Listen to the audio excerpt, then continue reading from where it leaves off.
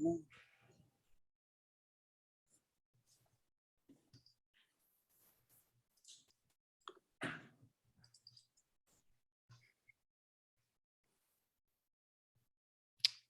it a minute while people stream in.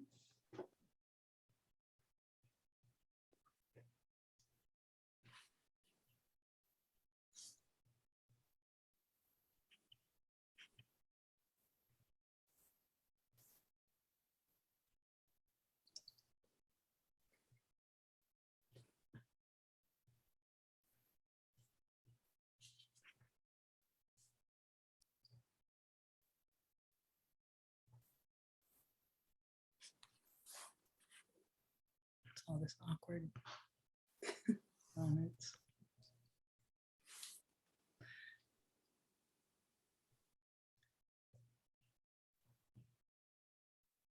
Say hello to everyone who's on time. There's some awesome people coming to this. Like this is very exciting. I'm really impressed with the folks in the attendee list. Oh, it's so funny when you lean back, you can see Yan in the background. Yes, it's, you know, Zoom needs to figure out the whole figure ground thing. So then we wouldn't get those Easter eggs. Yeah, true. The little cameo by Yan. Oh, there it is. The elbow. All right. Well, shall we begin? Give it 2 more minutes. Okay, 2 more minutes. Well, someone's enjoying this. Nina, I love this part. Look back fondly. Awkward. It's almost like going to an opening. One thing we would do on Clubhouse, which was, you know, it's sort of a different set of terms, but was just like play music, because you could just kind of play it into the microphone and it was like your own little Muzak or like Jeopardy theme. Would you like to sing for us, Jesse? That's okay. I think I won't. I don't want to start off on that particular wrong foot.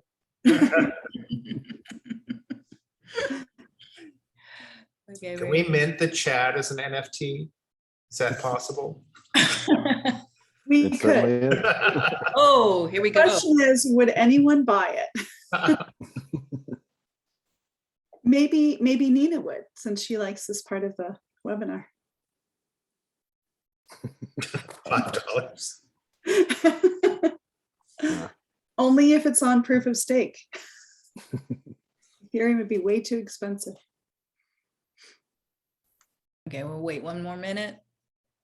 At 7:05, we'll hit it. All right.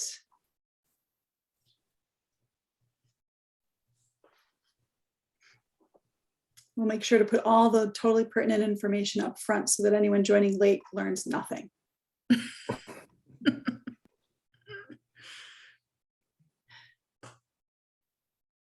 Wow, it's nice. People are curious.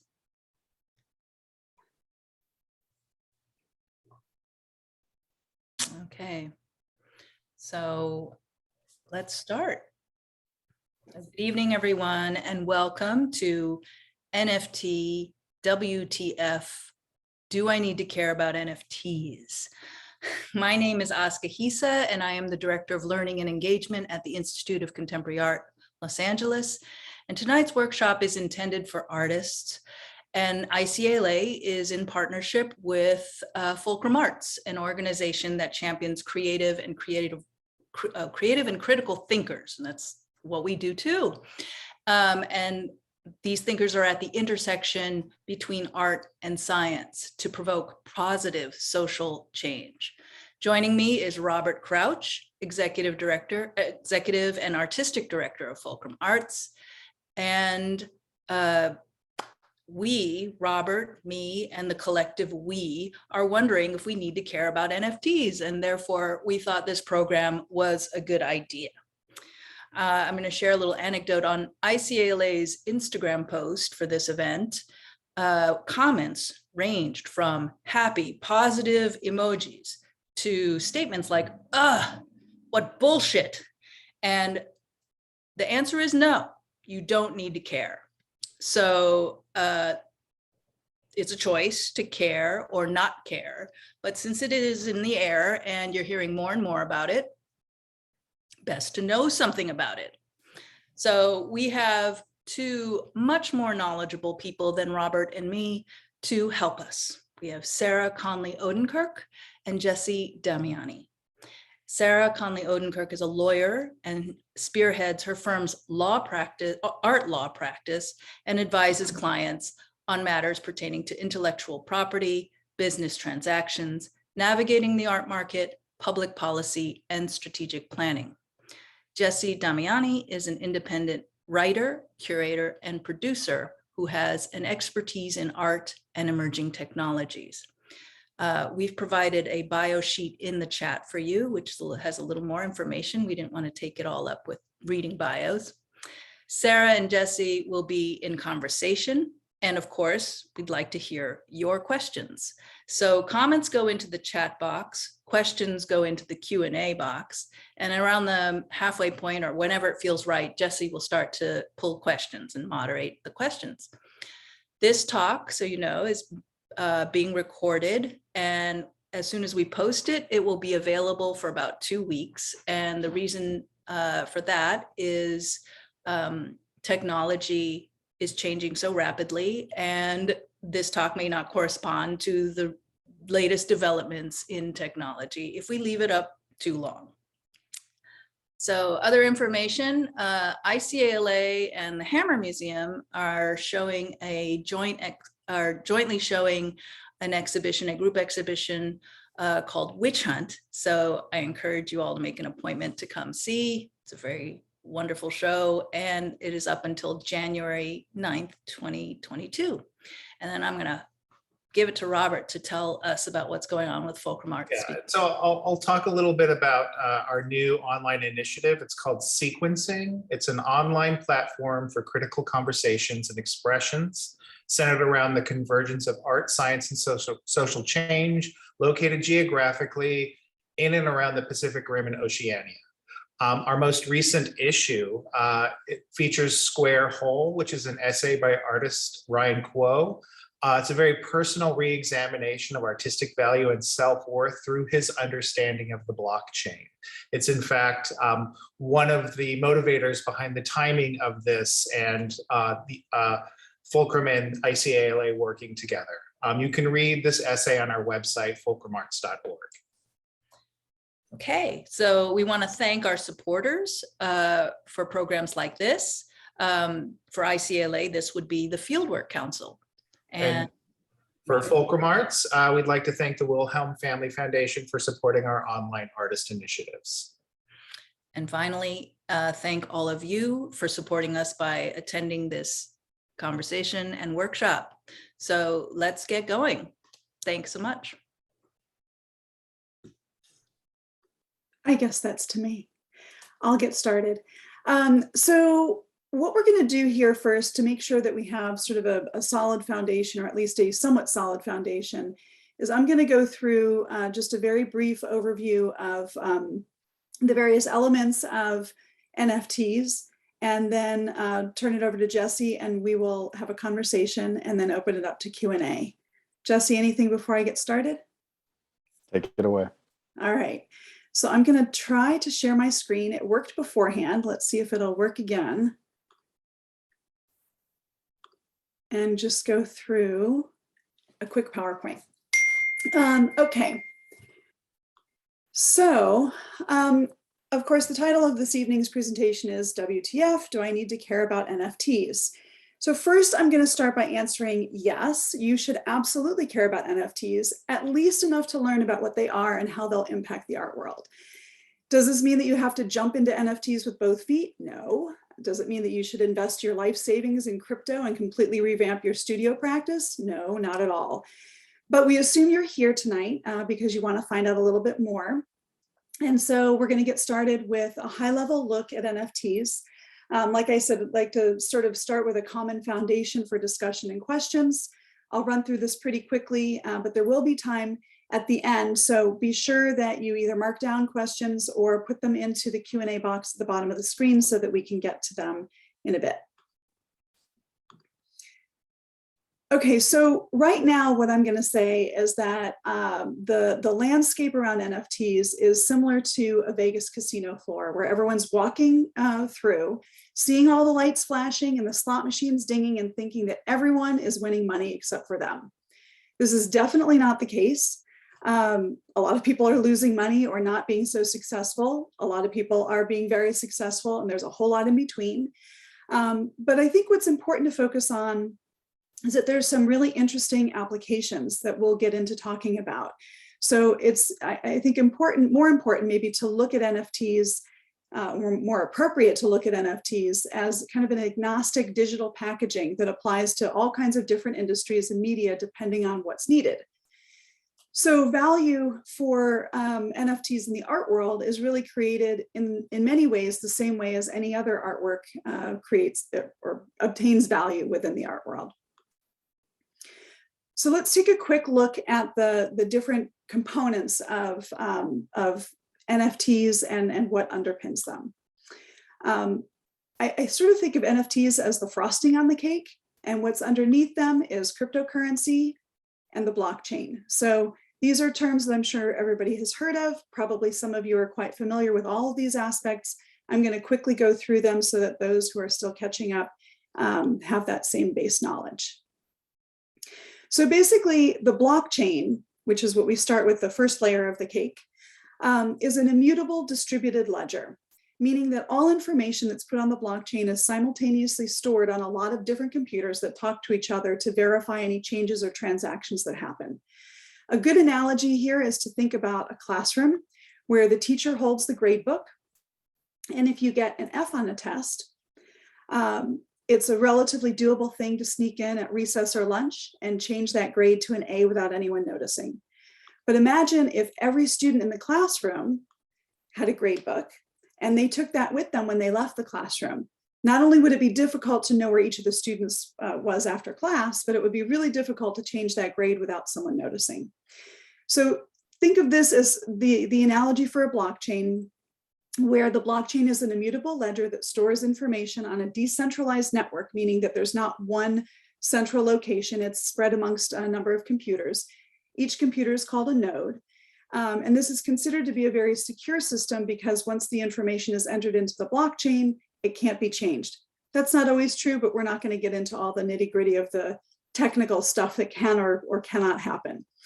But one of the biggest problems, and this is something that people should be really concerned about, is that we still have a garbage in, garbage out problem, meaning that if incorrect information is entered into the blockchain, intentionally or not, it can't be edited or corrected. So that creates some issues in terms of, certainly within the art world, who has the rights to put things onto the blockchain and mint the NFTs.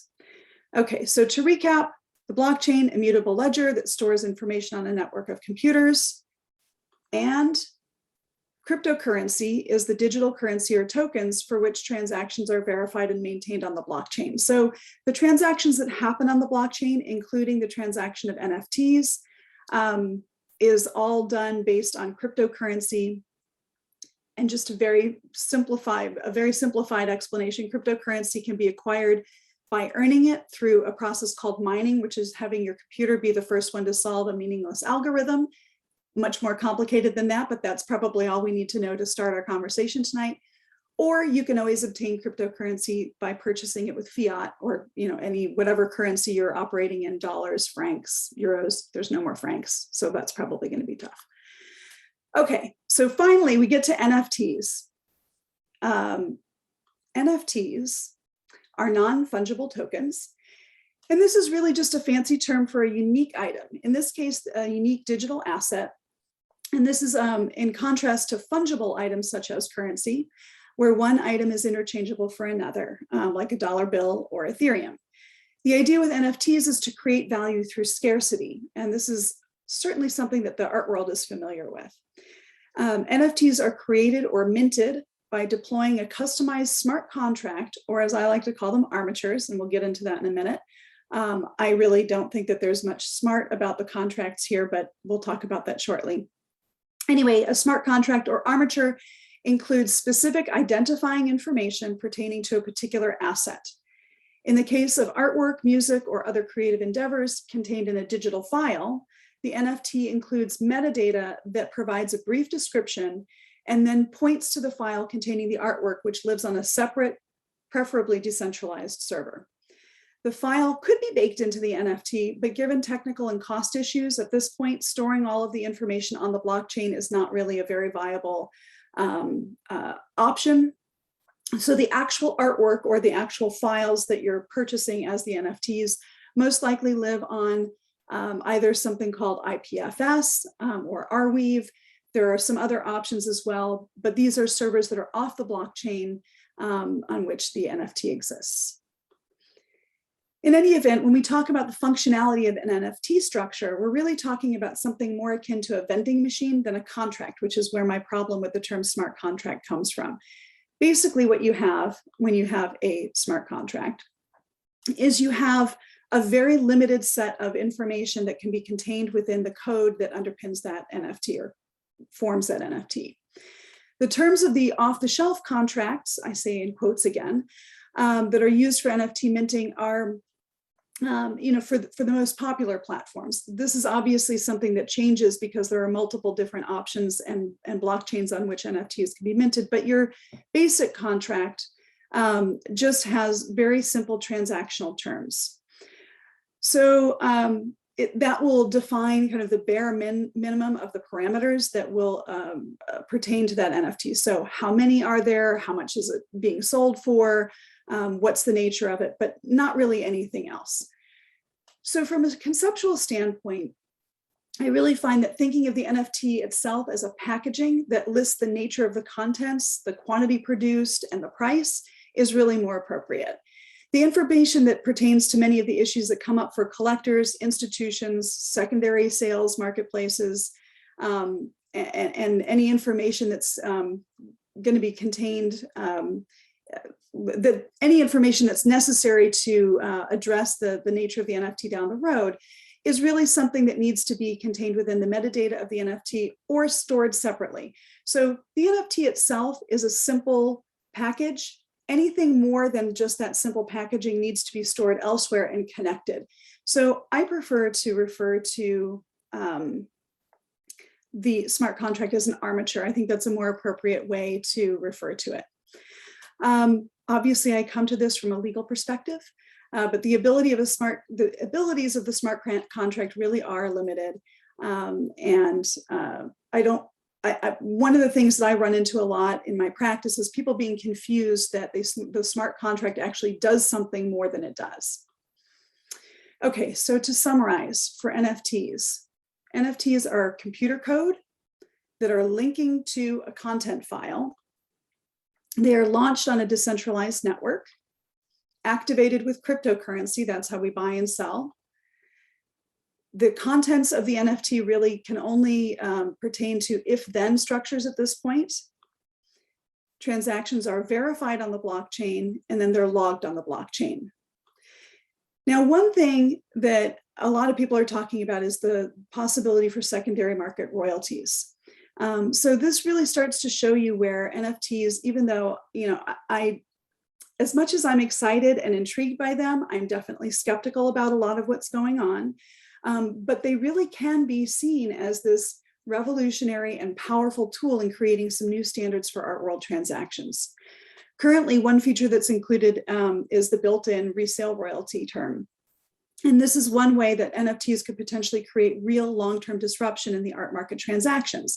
And I will say, what's interesting is that since all of this has hit, I've had many more calls from artists wanting to have resale royalties provisions written into their regular art world transaction contract. So there's definitely some trickle over. I'm not sure I would call it trickle down, but trickle over into the traditional art market. Some people who are minting NFTs are adding other terms in addition to the royalties, such as dedicating a portion of the sales to carbon offsets or charitable organizations. Most of that stuff, though, needs to happen off-chain. It can't really happen within the context of the NFT itself, and it doesn't happen automatically. So what else can NFTs do? What is being claimed versus what is reality is definitely still up for discussion. And other than providing a mechanism that is, by the way, pretty easy to get around for the resale royalties, you'll see claims that blockchain and smart contracts are able to provide proof of provenance or authenticity, but really they can't do either by themselves. Provenance, like a real provenance, requires actual information as to the ownership, and pseudonymous lists don't do that. So when your information is logged on the blockchain as those transactions happen with the NFTs, all it's listing are wallet numbers. So there's not really any indication of where that artwork really has been. Authenticity also cannot be guaranteed by the blockchain, though there are a lot of different companies trying out different techniques and tactics to figure out ways to do this. They're all currently, in the phases of being tested and trying to figure out how ironclad they can be. So I think that's something that we will see coming. But at this point, remember, we still have this garbage in, garbage out problem. Anyone can mint anything. So there's no real way to know if they really own it just by the fact that they've minted it and turned it into an NFT. And I see this, of course, from my lawyer perspective as being down the road potential for a lot of interesting litigation. So with the potential to be creative in customizing some of the transaction terms, NFTs really could provide an interesting testing ground for new business models. And I think that this is one of the things that I find most interesting. It's also important to understand, however, that the terms embedded in the NFT are currently limited, as we talked about. And then the more elaborate the NFT, the more elaborate the system is. So as soon as we start applying new rules to the NFT system, we're kind of going against that decentralized structure that is what everybody who started the NFTs and the cryptocurrency landscape and environment were going for in the first place. So until the environment has evolved quite a bit further, we're still going to have a combination of on-chain and off-chain transactions in order to manage and play with the possibilities of NFTs. I think one of the most exciting possibilities for NFTs is the ability to package in a way that we haven't been able to package before, things like conceptual art, performance art, and natively digital works. So with that, I'm sure that I've confused some of the audience more than I have helped, but let's launch into our conversation and see if we can't talk about some interesting issues and answer the questions that you all have. Well, first I want to say that's one of the most clarifying 10-minute sort of breakdown of NFTs that I've ever heard. So we've got this amazing what covered, and now I think where we want to go is to the why and the how. And it seems to me that we should probably start where we're probably where a lot of our audience might be meeting us, which is in a place of skepticism. So I think we maybe would sort of best serve the conversation if we start with the why not answer to the question posed sort of in this talk. So what are some of the sort of top reasons in your mind for why an artist should not pursue minting an NFT or pursuing an NFT strategy? Right. Well, I think that unfortunately what's happened with all the hype is that a lot of artists assume that minting an NFT and putting it on a marketplace is a magic bullet and that it's automatically going to sell for millions of dollars. And so that would be one reason definitely not to mint an NFT, is that you think it's going to be this magical process that instantly turns your practice into a multi-million-dollar practice.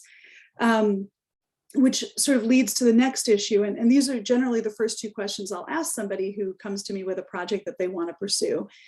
So the first question is why? Generally, the reason is cash. And the second question is, okay, well, what's your market? Who's your audience right now? And if you don't have an existing audience, this is not going to magically create the audience. And even if you do have a rather robust audience or group of collectors, they may not be people who are interested in operating within the cryptoverse. There may be not people who have digital wallets or have cryptocurrency. And so there's not necessarily going to be, bottom line, a market for your NFT. So that would be one reason why not. The second reason is, the second big reason that I would say is that, and this is where I feel a little bit conflicted. it's such a new area. There are so many things happening. It's been drinking from a fire hose since February, trying to keep up with all the stuff that's happening. As Oscar mentioned, every day things are changing. I hope that this conversation is a little bit more evergreen than 2 weeks, but who knows? There really are tremendous advances every day. So because it's a moving target right now, and because there's so much that is changing and complex about this, unless you're really either already knowledgeable about the space or really want to dedicate a whole lot of time, it's starting a new business. This is not a simple quick fix to figuring out what's next in one's art practice. How about you? What do you think are reasons not to get involved? Echo your points. I think the casino analogy that you drew is really apt. I think there's this sort of frothy energy that and that you think you're on the wrong side of, sort of inevitably, no matter how sort of accustomed to the ecosystem that you may be, because one thing that NFTs are doing are unlocking the what if space that's sort of capturing a lot of people's minds, like, oh, well, what if I did X with NFTs or Y with NFTs? And that's really good in a lot of ways. It's sort of opening up new forms of creativity and sort of new convergences where there hadn't been any. But it's also bringing a lot of, the sort of terrible extractive, speculative economics of the existing art market. And I think coming into it, there's maybe a subtly healthy aspect to all of that noise getting somebody to the table. But then if that continues to be the reason, then it sort of ceases to be, I'm trying to think of some dinner metaphor, like dessert's on the other side, but you got to eat the broccoli first, or something like that. But yeah, I think that's the one that really sticks out to me. And the other, actually, you hit on, and I wanted to send a question back to you, is I think a lot of folks sort of see the casino lights flashing, and one thing that comes with that is this big audience. And like a lot of people who have kind of hit it big in NFTs parlayed a very big existing audience into that push. How are you thinking about what a new artist with a smaller audience, or somebody with maybe a moderate audience in this sort of contemporary art world, but not really much to speak of on the digital art side and the digitally native side? How are you talking to them about creating audience and the opportunity of audience with NFTs, or lack thereof? Well, I think that NFTs do provide an interesting opportunity to develop a community and to create interactive options. So, that's where I'll spend some time just sort of ideating with the artists about what, how would you like to engage with people? Is there something that you could create that would draw people in? Again, like the bottom line is that you're going to have to develop an entire plan around that. You're going to have to figure out who you're bringing in. The other option is to get involved with a platform that has an existing audience that is similar to whatever audience you're looking for, or who maybe is interested in your work to begin with. And that's a little bit more of a complex situation, of course, because we had, 1,000 different, at least, companies pop up overnight after the Beeple sale back in February. And I will say that the first maybe 8 weeks after that, I did almost nothing but review business plans and talk to people about how to get into the business.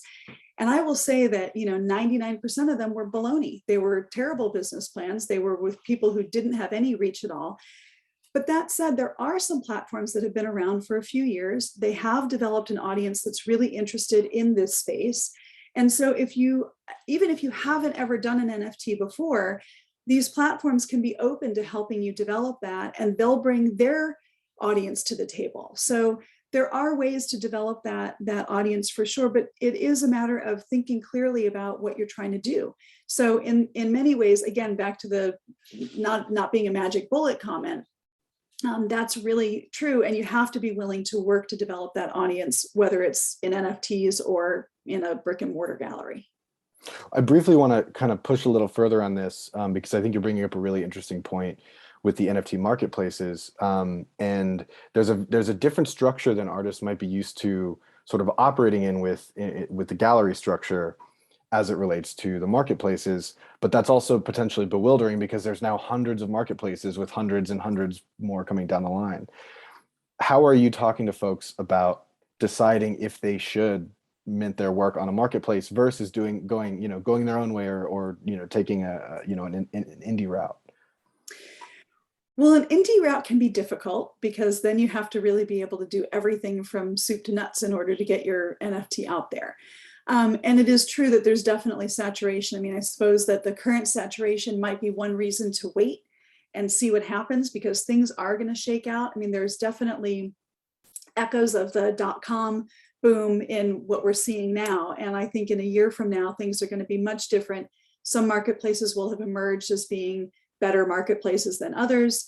At the beginning of all of this, looking at, OpenSea with their Ethereum-based NFTs versus someplace like Nunk, which uses Tezos, which is a more environmentally friendly way of approaching this. Interesting artwork, certainly on both sites. Nunk is still a little bit difficult to navigate, had much better quality stuff to look at. But if you're coming into this not really knowing how to engage, and here I was fairly educated to begin with in this space, but still trying to catch up to some degree. And I had a hard time. I had a hard time minting something. I had a hard time buying something. It's not that evident right off the bat. So the user experience is also something that's going to really need to be improved along the way. So I've probably gone on too long about this area. So I'll let you ask the next question. No, that was great. You brought up a question that I think we have to touch on in bringing up Nunk and Tezos. There's this big ongoing question about the environmental toll of blockchain. How do you talk about that? What are your responses when people bring that to you? So this is one of those areas that has definitely evolved over the last several months. To begin with, I would say my first reaction was related to that issue. My first reaction after the Beeple sale happened, and I'm assuming everybody listening knows that Beeple sold a piece for $69 million in February, and that's sort of what kicked this all off. Was to call Nancy Baker Cahill and be outraged that after a year plus in the pandemic, where we're focused on how do we create value for artists' work, how do we change the system, how do we rethink society so that we emerge from this pandemic with a better world, it's going to be blown away in one day by this this gigantic sale that gets everybody completely focused back on a cash grab. So Nancy and I started talking about the fact of the broken social contract, and that so much of the system was still broken. And this was just another example of where problems could be identified. And of course, one of the first ones that comes up is this issue about environmental impact.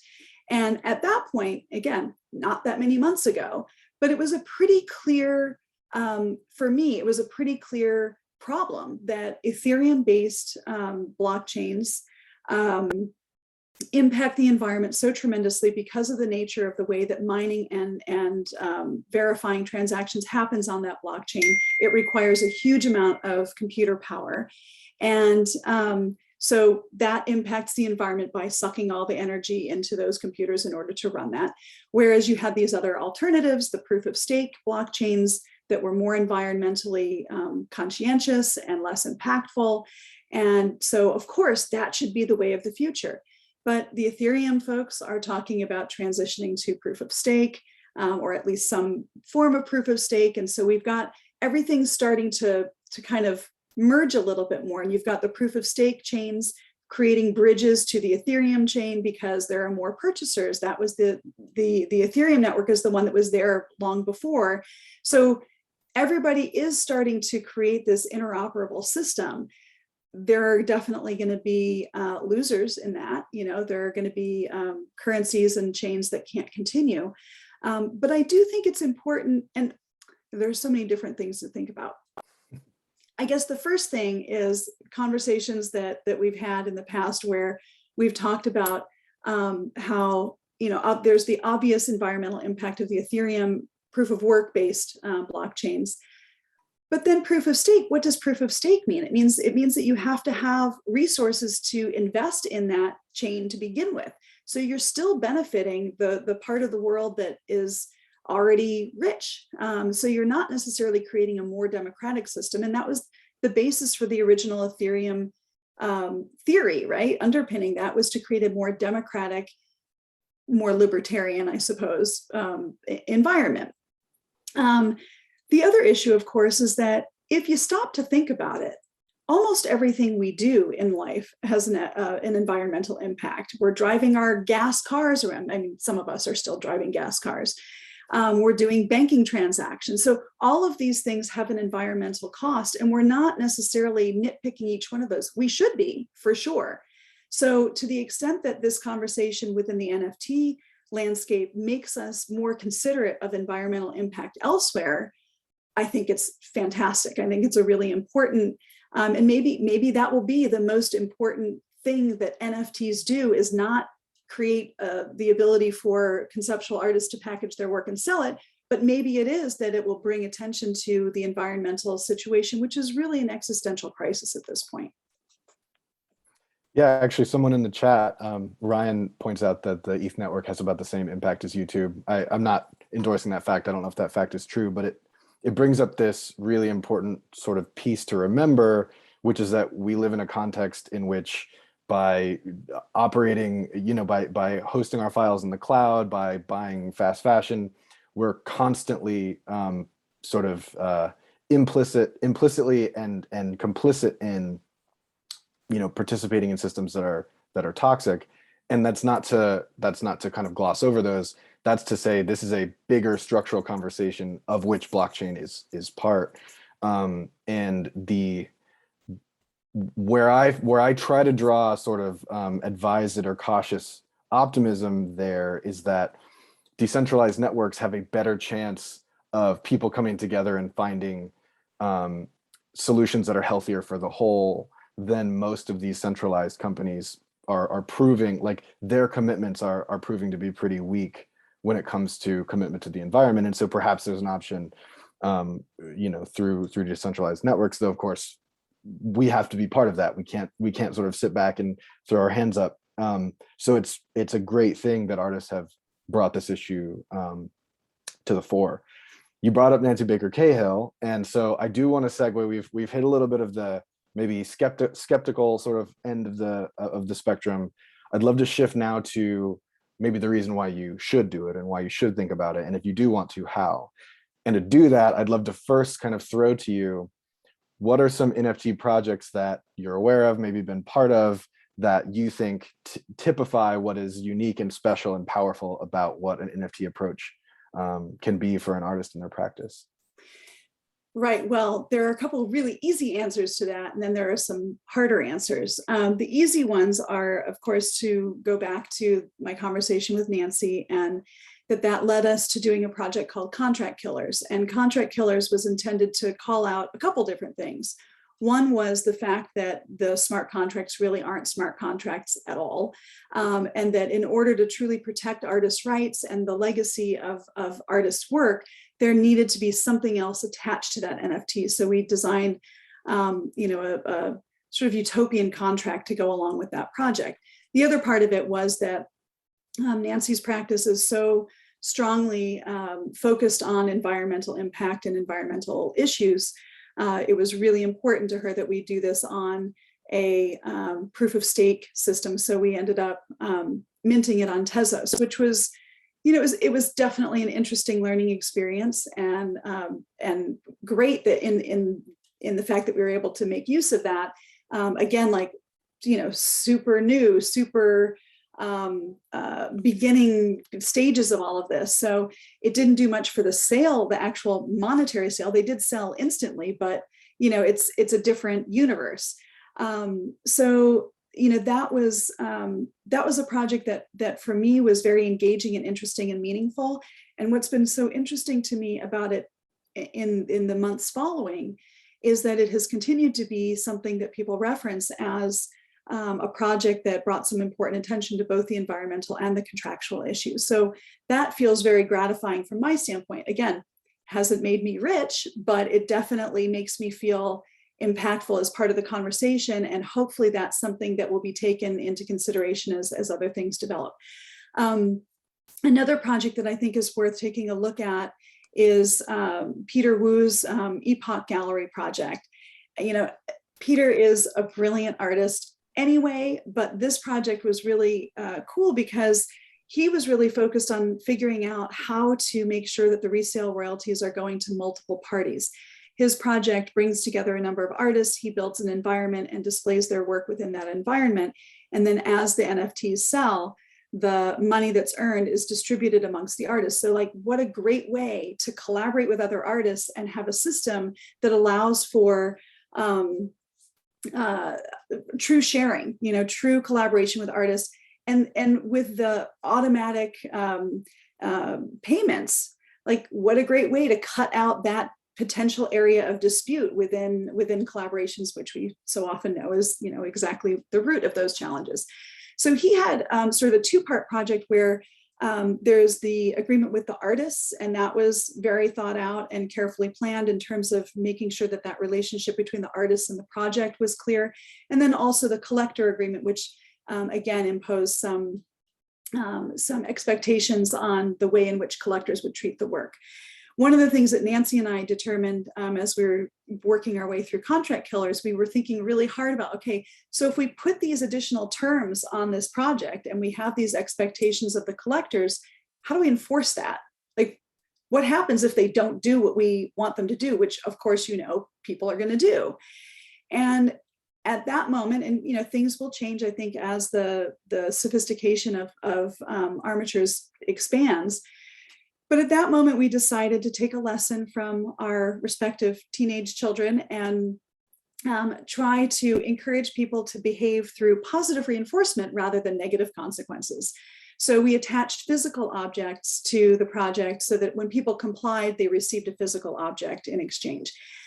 What we're seeing now, I mean, again, months later, is that a lot more, and this was not the first time that physical objects have been attached, so I'm not suggesting that we started that trend, but that is something that, especially within the art world, has become really important in terms of navigating those relationships, that attaching a physical component or a collectible component or some actual access or interaction that is worked within. So other projects that would be really interesting and positive visions for NFTs. I have to bring up a project that a company called Snark Art did, like way before all of this hit, I will point out, where they atomized a video by Yves Sussman, and they've sold bits and pieces of that as atoms. It's all broken up, but as part of what you get when you purchase a piece of that film is you get the ability to request that you could see the entire film for 24 hours. So anyone who is willing to share their piece lends their piece for 24 hours. And it's a really interesting experiment to see how that film comes together or doesn't in different contexts. And it engages a community. And again, like, this is a project from a few years ago. This is not something that just happened in the last few months. So there are some really interesting projects out there. I could go on, I will not, but you do have to look for them. And I do think looking to those platforms that have been in the space for a while and have done some rigorous thinking about the benefits of what these kinds of collaborative decentralized structures can offer is the interesting part of this. Totally. And I think you bring up a great point about, you know, there being sort of select projects that sort of resonate with you or that you think push the medium forward. I remember when I was first doing my MFA, a friend of mine made this point that when he was teaching, it was in poetry, when he was teaching poetry, students would say, I don't like poetry. And he's like, well, okay, pause for a second. Let's talk about music. Like, how much of the entire body of music in the world do you think that you like? It's probably in the low single digits of all the music in the world, but you only like this small amount. You maybe just haven't been exposed to the type of poetry that you like yet. And I think that's a maybe ham-fisted sort of comparison, but I also think a lot of artists could encounter hundreds of projects and think it's garbage and say, I'm done with that NFT stuff. But in fact, there's probably projects like what you're describing that they maybe just haven't encountered yet because the internet is a very noisy place. I want to do one more chunk of like time talking about why you should want to do NFTs if you are going that route. Like, what would the sort of reasons be? And then open up. We already have a bunch of questions popping up in the Q&A, so I want to kind of go there. But I want to take a moment with you to kind of unpack a little bit of, okay, NFTs, should I care? If the answer is yes, why? Well, I do think that it provides an interesting rethinking and repackaging opportunity for artwork that has not otherwise been collectible. I myself am a big fan of conceptual work, and I like, the more intricate and rigorous it is, the more there is to dig into, but it's often hard to collect that. So I do find this to be a very interesting advancement and a tool that could be used in those ways. Performance, and I also mentioned the digital native work. That's another area. People have been working in digital art for many years, but it's very difficult. I think in some ways, akin to photography, where initially the idea is, well, how is that art if you can just make endless copies of the same thing? With digital work, it has been the case that you might create something really cool on the computer, but it can easily be copied so many times exactly that there's nothing particularly special about it or packageable about it. With the NFTs, you can do that. You can create this unique identifying number for that one item, and then you've created this sense of or actual scarcity of the work. So rethinking the way that we transact, I think, is a benefit, and that's something that should lead us to caring. Even before NFTs hit, there was a lot of conversation about the younger collectors not really wanting to carry things around, not really wanting to collect things. There's not the same drive to buy all this frameable work to hang on the walls. And so I think that in terms of being in touch with and engaging with that younger collector potential, we have to be thinking about things within the digital realm. That's not to say that we give up on paintings and sculpture and everything tangible. I mean, there's still a tremendous value there. And I think that those who are more drawn to those kinds of media, one interesting conversation to have is like, how do you bring that hand of the artist into the digital realm? Like, how do you do that? And that really goes back to one of the questions that I will ask artists who come to me asking if they should be doing this. Why? What is it about the digital realm that would do something for your work that you can't do in the physical world? And often that process of thinking about it will give you the answer as to why NFTs might be useful in your practice or not.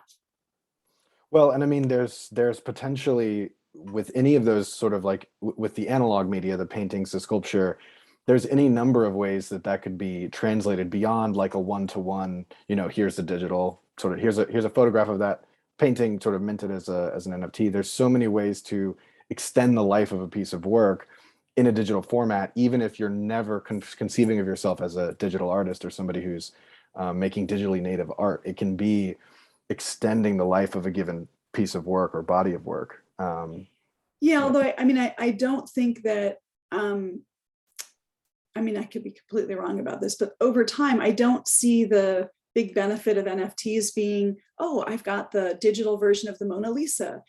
That's not going to be so interesting. It is going to be that interactive component and the ability to translate some of the emotion and energy that goes into creating those paintings and sculptures.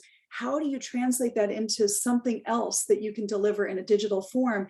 How can you use that as a way to speak to the audience differently or articulate what your intentions are in a different way, in a different medium, but staying true to the work that you've done in the physical world? Totally. Especially as we're moving into these increasingly virtual contexts where you might have, a simulated version of a space, you might be, your wallet might be this thing that you're actually bringing from website to website, from world to world, and being able to bring that energy from your practice into this new space, these new worlds, could be really advantageous, or it could just be a lot of fun.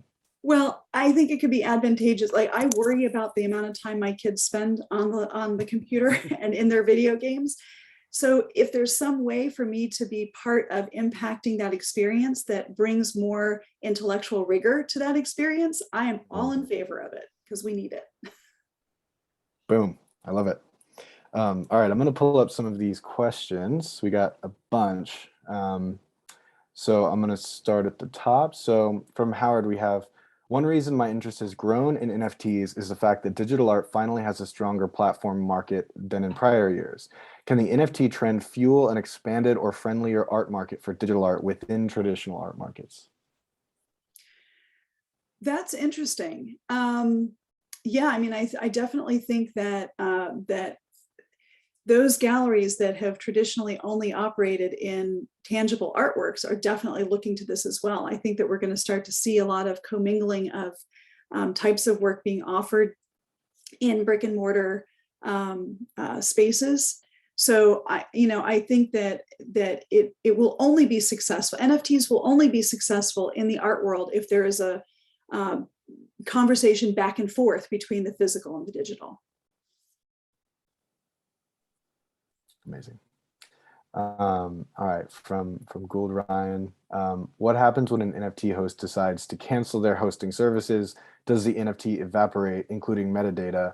Does the NFT remain on the blockchain, but the asset itself is gone, or is all of it gone? All excellent questions and things that we are all dealing with right now. So this is exactly one of the issues that Nancy and I really started to dig into with the Contract Killers project, because that was some of our questions, like, well, what happens if a link breaks, or the hosting system goes down, or whatever collapses? This art still exists, like it's somewhere, right? It's if nowhere else, it's on my computer. So this is where I think it's really important for artists to think about, what do they want to have happen to their work if these things were to pass? There are going to be chains that are going to break. There are going to be links that become defunct. There are going to be servers that crash. So is it okay for that work to be reminted on another platform? Is it okay for it to just simply be saved on a hard drive? Like, how do you want to deal with that digital work? Because ultimately, the NFT is a package that allows you to sell the work, but it's not the work itself. It's the indication of its unique nature, but the work is going to exist either way. So what we did as part of the Contract Killers project was, in addition to people purchasing the NFT, we also sent the file to them so that they had the image separately. And so those are the things that artists need to think about, in a similar way to works that are created in Scotch tape or cotton balls. Like, do you want to have that work conserved over time, or is it meant to fall apart? And I think that making that question part of the practice, whether it's Scotch tape and cotton balls or digital files, is an important thing for artists to think through in terms of their intentions and their desire for their work. I totally agree. And I just want to add, I also think it's an occasion to develop a relationship between the collector and the artist, simply as a means of having this, or the estate and the collector, such that if something does break, because of course, like with NFTs, as you said, even by its oldest sort of read, it's only a 7 or 8 year old technology, and more realistically, a 3 or 4 year old technology. So it's not only possible that things are going to break, it's inevitable that things are going to break. So we have to kind of come back to that basic analog people thing of make sure that those relationships are there, or that there's some safeguard in place. One person I'd love to quickly shout out on that is Regina Harsani, who's doing a ton of really good work bringing the practice of conservation into the archival work into the NFT realm. Yeah, and this is also, she's brilliant, and her work is I think going to be very important as we move forward and exploring those issues. But this is also a hole in the industry that's going to be filled in probably the next 2 seconds with insurance of some sort. So right now, people have called and said to me, can we get insurance on our NFTs? The answer is right now, no, there's no insurance for NFTs. There's ransomware and cybersecurity insurance, and that's it. That's all that insurance companies are underwriting. And I don't know whether traditional insurance companies are going to get into the business, or whether somebody is going to step into that space in a more digital way and say, you subscribe to us, we'll hold on to the file, and this will be the master file should anything happen. And I'm sure that that's going to be happening. If I had more time in my day, I might do it myself, but I'm not going to. Were there but time? Yeah. Right. All right, going to Brent's question. What do you think the role of an art gallery is in this space? Can they become a marketplace or convener of community for a group of artists? Absolutely. So this is actually a really interesting question because, and something else I was screaming about on Clubhouse at the beginning of all of this, this idea that NFTs are going to disintermediate the art world to me is ridiculous. We need to have intermediation. We need to have curators and consultants and intellectuals speaking about these things, critics. You know, we need to have those people to help us have the conversations that need to be had around, you know, in the art world, around aesthetics and concept and rigor and all of these things that are really important that underpin art. So yes, absolutely. In fact, what I'm seeing is that, in fact, this whole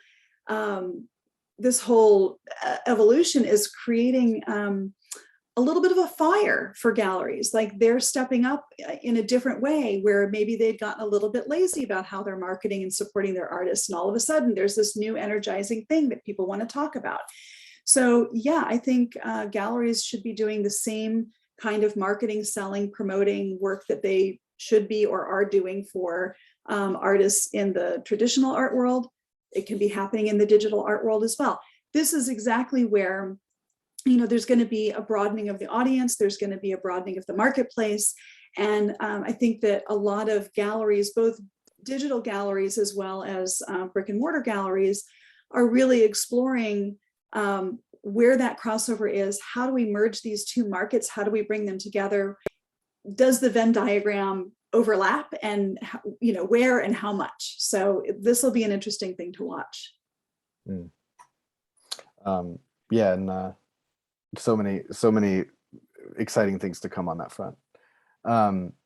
So from Matt on interactivity, is a minted NFT static, or if it's a living or evolving piece, can it be updated? That's a very interesting question, and I don't really have enough technical knowledge to answer that fully. But what I will say is that what we're seeing, the answer is yes, it can evolve. So you can certainly have a static file that doesn't change, that's locked, and that's all that's happening. But more and more what we're seeing are these interactive projects that are changing. For instance, Snark Art, again, just dropped a project called Crystals by an artist named Michael Jew. And it's a fantastic project where you purchase this little crystal, and as it changes hands, as it changes wallets, the crystal grows and morphs based on the landscape of that wallet that it's purchased by. So those are going to change over time. They sold 10,000 of them in a matter of hours. So there are projects that are interactive, and that's all written into the armature of the NFT. That's not something that's done manually off chain. That's something that happens automatically as those NFTs change hands. I will say that there have been a couple of other projects I've worked on where there have been backdoors left in the NFT structure. So after the fact, we've been able to go in and make changes, and that was not, I mean, it could be used for nefarious purposes for sure. But in this case, it was meant to send a message and to make it clear that the immutability of NFTs really isn't quite as definite as is sometimes presented. Yeah, and to your point, I think there's a ton of play that's possible, and the sort of rise of Arweave as a sort of new player in the decentralized storage landscape, I think is really introducing new possibilities for interactivity. So I totally agree. Going to Kim, it may be novel, but how about just supporting artists creating publicly accessible works without getting anything in return? How truly wonderful it would be to move away from the capitalistic art model. Yes, indeed, right?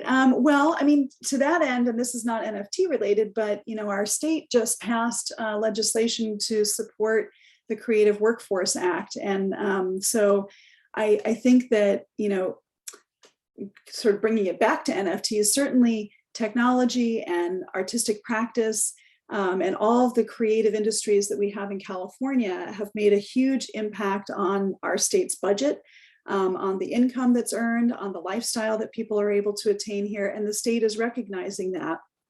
So there is going to be money from the state that's coming through, hopefully to help train and support creative practices in a different way.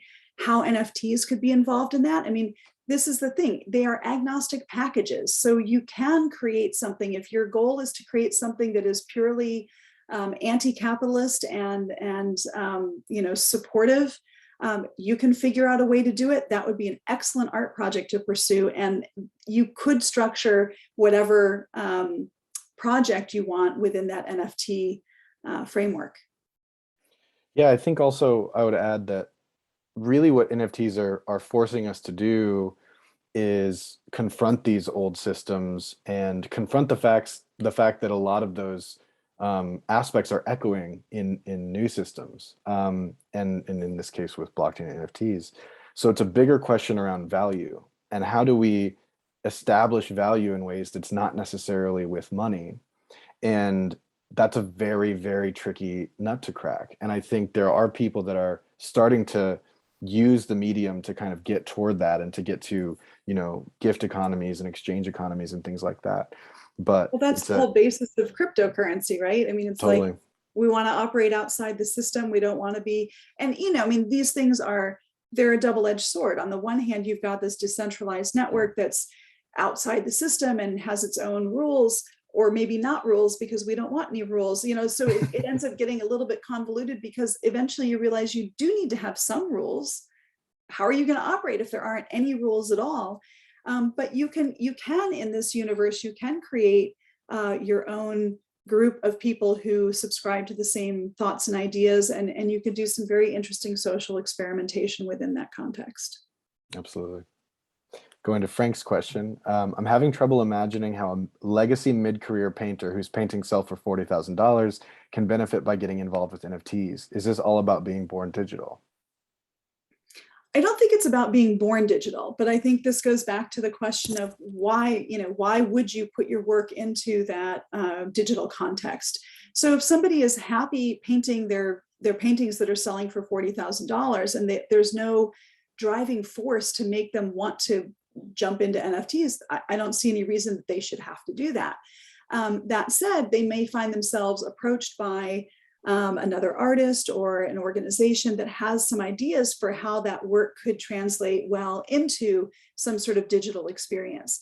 The immersive Van Gogh experience certainly has earned quite a lot of money and a lot of followers.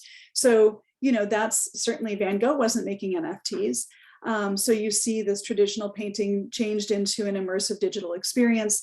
So I think that the possibility is there, but obviously every painter is not operating from the same place, and some painters are interested in more conceptual notions around art and creation and expression than others. And so certainly somebody who's a painter and who's been successful as a painter could figure out a way that the NFT structure could benefit a different way of expressing what it is they've been expressing in painting. So I'm not sure that it's a black and white question.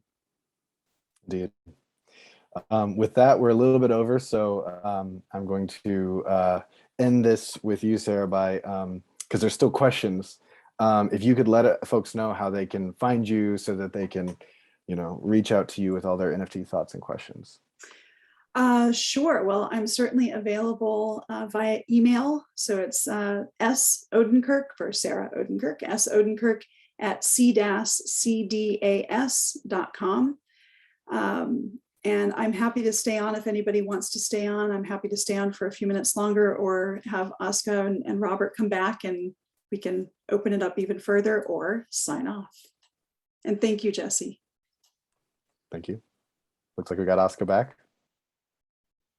One other thing that I failed to mention, Jesse, I think you and I had talked a little bit before about some articles that we had that we might share as well. So yes, maybe I'll pop some things into the chat if anybody is interested in doing a little bit of reading, and that way maybe all of your questions will be answered. Well, it's so much more fun to hear it this way. So thank you, Sarah. Thank you, Jesse. I want to mention that Jesse has an exhibition currently on view in town at Honor Fraser Gallery. It's called Synthetic Wilderness. And if this was enjoyable, well, there's more.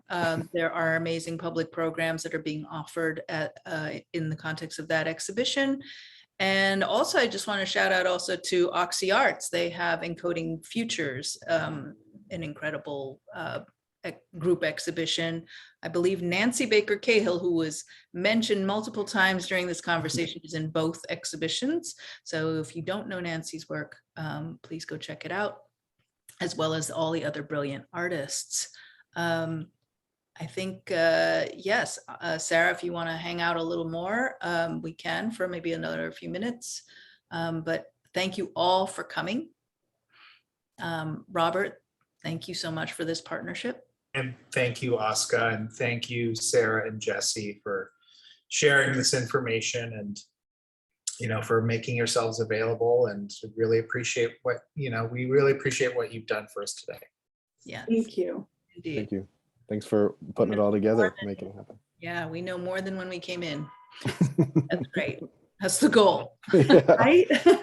If you knew less, I would be really concerned. Right. Okay, well, thanks everyone, and see you out there. Yeah, let's go.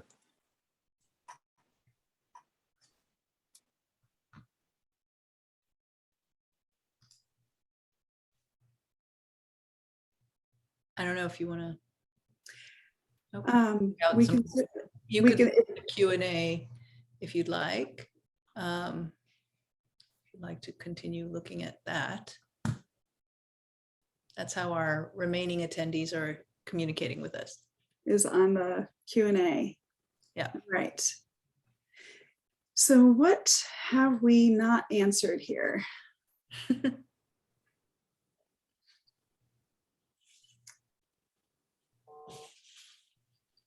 So Kim asked again about the carbon offsets and said offsetting NFTs with carbon offsets is absurd. Why should socially / environmentally conscious artists create something that propels climate catastrophe in the first place? I mean, I think that's an excellent question, and you know, it's certainly a consideration that that each artist needs to make for themselves.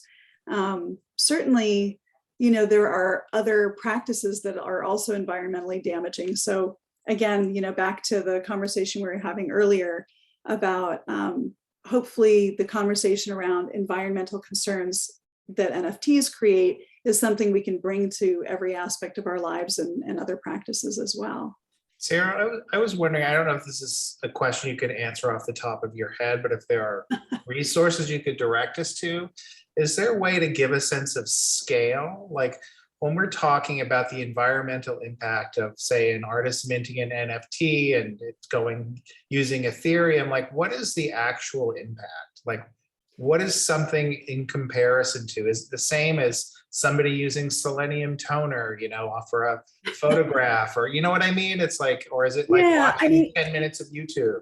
You know, it really is an interesting question, and I'm not sure how to even answer that, because certainly there have been lots of gigantic analogies thrown out there, and you know, the proof of stake companies will talk about how their blockchain is, you know, 1/200 millionth of the impact of the Ethereum stuff. So, you know, there are these big numbers thrown out there. The fact is that if you're running huge computer farms, you're sucking up a lot of energy. And so there have been comparisons that have, you know, talked about whatever, like a gigantic city building operating for 6 weeks being the equivalent of dropping one NFT. I'm not sure how accurate any of those things are. And the fact is that the Ethereum blockchain is running. It's a train that's running regardless of whether people are minting NFTs on it or not. So there can also be a legitimate question as to whether minting on Ethereum is actually impacting the block, you know, the environment any more than if you weren't, because that blockchain is going, the cryptocurrency is what's driving it. The people who are invested in the blockchain itself certainly make money off of the NFTs, but that's not what's driving the creation of the blockchain itself. So, you know, I feel like that's a very mushy question that we have to keep exploring and we have to keep thinking about and figuring out different ways to access that as we have more blockchains that are creating layer 2 systems, which means that they are operating on some form of proof of stake, but they bridge to Ethereum, you know, so that there's this interoperability. As that starts to merge and Ethereum keeps promising to move to ETH2, which would mean that they're also operating on proof of stake, like these things are going to change and evolve, and we should just keep pushing on it. And this is what I actually love about the conversation that's emerged from the art community, is that artists have really brought this to the forefront as being something that needs to be addressed. And we can't just blindly go out there and do these new things without any eye toward what the impact on the environment is. So that didn't really answer your question. No, but it helps, because I think, you know, we're in this social media post-truth kind of culture where it's really hard to get data that we can understand as lay people, like not, you know, computer technicians. And but this is also part of the issue, right? Because like I'm not a computer programmer.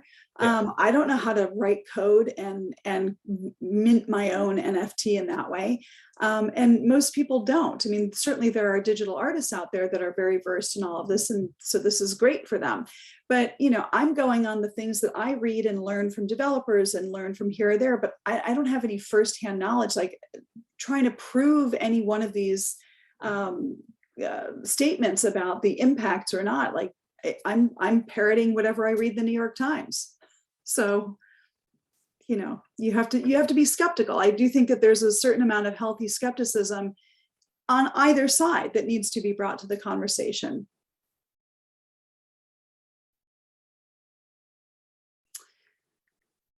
So if there aren't any further questions, maybe we should wrap it up.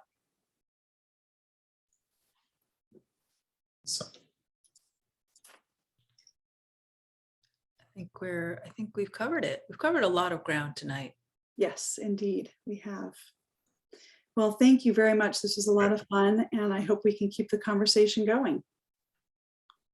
absolutely. Thank you, Sarah, and thank you, Oscar. And thanks to everybody who came and asked questions. Yes, Thank you. hung out to the end. All right. All right, take care, everyone. Right. Good night. Good night. Bye.